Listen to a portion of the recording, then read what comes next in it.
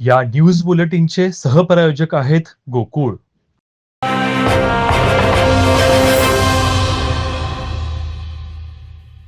कोल्हापुरातील परीख पुलाच्या दोन्ही बाजूच्या रस्त्यावरील खड्ड्यांमुळे नागरिकांना याचा त्रास सोसावा लागत आहे.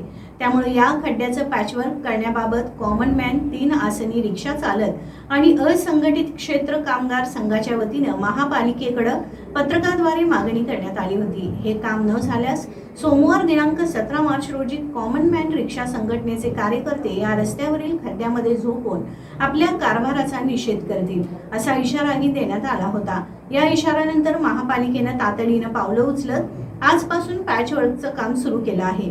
या कामाचं पॅचवर्क चालू असताना हे पॅचवर्क निकृष्ट दर्जाचं असून यावर महापालिका प्रशासनानं कोणतीही कारवाई केल्या नसल्याचा आरोप कॉमन मॅन संघटनेनं केला आहे.